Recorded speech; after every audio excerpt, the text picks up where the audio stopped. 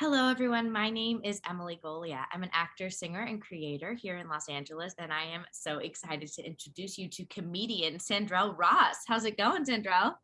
Going pretty good, Emily. How are you? I'm so good. I'm so happy to have you with me. Before we get started, I'm going to show everyone a clip of you doing your thing. All right, go ahead. I love it. My parents are cool though. How many parents in the house?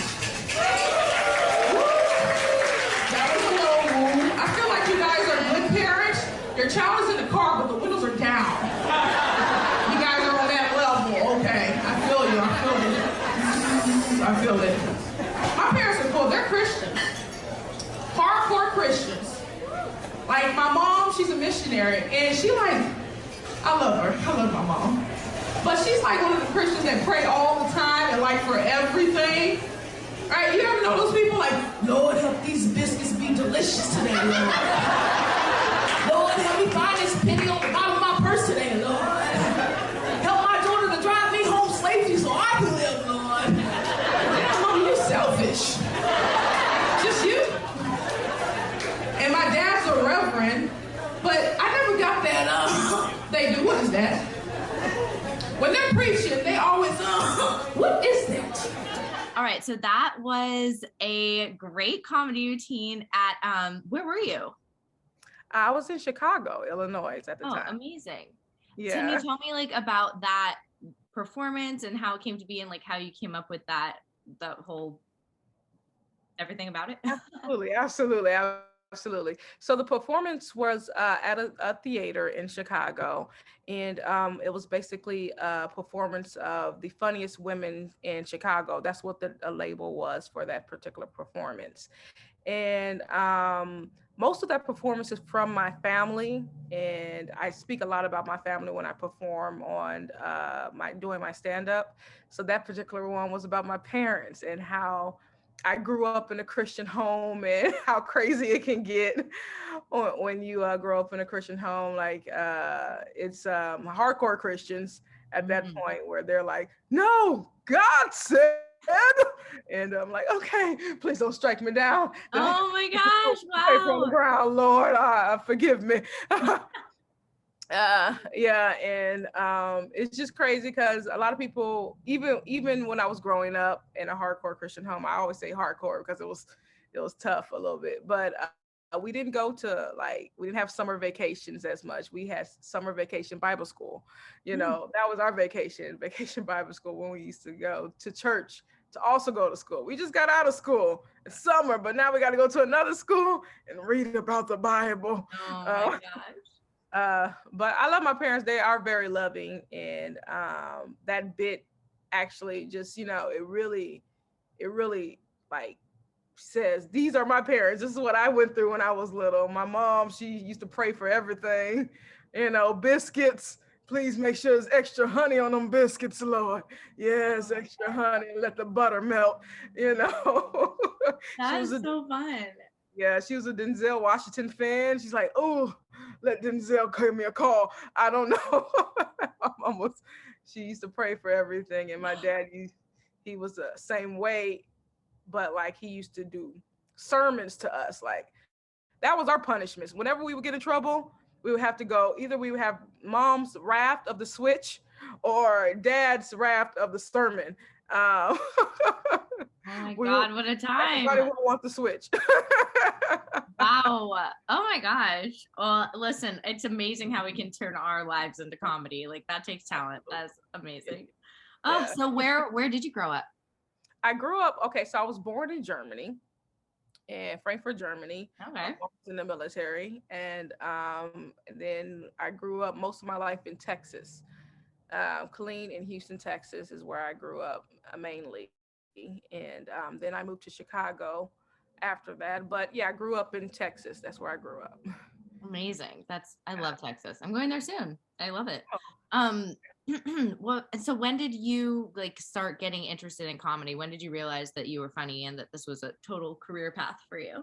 well, Emily, I've always been funny. I know it. I know it. I To my own horn. But actually, what happened, my journey is a little different. I was in college, and I got, those letters you receive every now and then saying, hey, do this contest, you'll win all of this or whatever like that. So there was a letter in the mail about poetry, and they say write a poem and you can win something or whatever like that. So I wrote a poem and I submitted it and I won. And it was crazy because I'm like, I've never written poetry before, but I won. And they said I had to come to LA or whatever like that. And I was like, no, it's a scam. I was scared. So I didn't do it. But that stuck with me. And then I met a artist called Tony Henry, where he introduced me to the poetry scene, and I started doing spoken word poetry. Oh, okay. So that was my first entertainment love, is spoken word poetry, which I'm still a Oh, poet at heart. And then from there, people would see me and I would have normal conversations with them like I'm having with you, and be silly, be the crazy Sandrell I am. And they were like, you're funny. You should do stand up. yeah. I'm like, okay. If I want it, I'll do it. So I went for it, and I was like, as long as I get a chuckle, I'm killing it. Yes. Because I was expecting to get nothing, but if I got that chuckle, I killed the whole show. You don't need and much, I got right? Yeah. chuckle. That's all I needed, and that was all she wrote. From there, I was like, okay, well, I'm going to keep going, and I continue to bloom my craft of stand-up comedy. Oh my God, I love that. Well, how was, so much of stand up is about live performance. How was it during the pandemic for you when everything shut down? So, so during the pandemic, it was crazy because everything shut down, right? They closed, they stopped, they ceased everything. And at this point in my entertainment career, I am now not only a stand-up comedian, I am an actor as well. And I toured. I had a one-woman show set to be on Broadway around this time, at the Okay. United Solo Festival. Yes. And so I was Yes. very excited. It was something that I, really, really loved and really, really wanted to do. I debuted it at Second City, Chicago, and then it got picked up in New York, and I was very excited about that. But this was set to happen in 2020. So when the everything stopped. So all my gigs, I had a stand-up show that I was doing on Broadway. That stopped. All my stand-up gigs, everything, all my work I did. I just became a full-time entertainer, and everything was dropped. So I had no income, and I know it's my crazy. husband's an entertainer as well. So we both had no income. We had nothing, and we had to start from scratch. And then lo and behold, we had a friend that was doing virtual shows, and yeah, so we got hooked up with him and started. But this was like a year. This was in 2021. So the full 2020 was completely, we had nothing. We were trying to figure out what to do. We were scrambling. It Yeah. was a life-changing experience because you're also an artist, and you know that when you have, because COVID messed with our art, right? It took so much from us because now it took all of our abilities for that first 6 months, and we had to start from ground zero almost. It felt like we had to start from ground zero because now it's like, okay, what do we do? Nobody's doing shows. Comedy clubs are shutting down. You know what I mean? There's like literally so many comedy clubs that had to go bankrupt because of COVID-19. And so, and it's just, it was terrible. Yeah. It was a terrible That's experience. so hard. I know. But it's And- fantastic that you've been able to bounce back and that you're on tour now. That is just like so Yeah, wonderful. If it's we a only blessing. knew, if we knew during 2020 what you would be doing now, it's just so awesome. Yeah.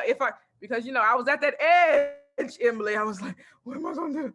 I know. So I gotta start picking up cans. What do I gotta do? Right, I know. It's funny. Oh my God, it's so awful. And So do you have any advice out there for other comedians that are just starting? oh yeah. My advice for other comedians or any other entertainers is do what you are passionate about. So if that's what you want to do, if stand up is what you want to do, then go for it. Don't let anyone tell you you can't do something, or you know, because of your background or because of your, you know, new ability, or say it's you have to wait 5 years before you become this, or you know what I mean, because that's them putting you in a box, Mhm. and no one knows your potential but you. So you should always go for what you know you can do, because you know you can do it. And that's one of the things I tell everybody, because I was put in a box a lot of times, and I showed them, hey, don't you ever put me in a box. Let me show you something, okay? And you know, that's one of the things I struggle with in life, and I just want to give that advice to people, to never let anybody put you in a box. And if stand up is what you want to do, stay on stage as much as possible and go for it. Mhm. I love that. Oh, well, listen, Sandra, it was so wonderful to hear about you and your journey. And I'm so excited for you and everything that's coming up. And I'm so happy you're going to be here on the Phoenix platform. It's just going to be an amazing way for new people to find your work and see Yeah. what you're up to. So I cannot wait to see what's next for you. I hope I get to see your one woman show at one point. That is just so Yeah. awesome. It's called Jackie of All Trades. The only one, Yes. by SANDRELL ROSS. Go ahead and Google it, Emily. I love it. I love it. I love it. All right. Well, you have a My great day. platform Thanks for too. meeting with me. All right, no problem. You have a wonderful day and enjoy. Enjoy Great. life. Bye. Bye.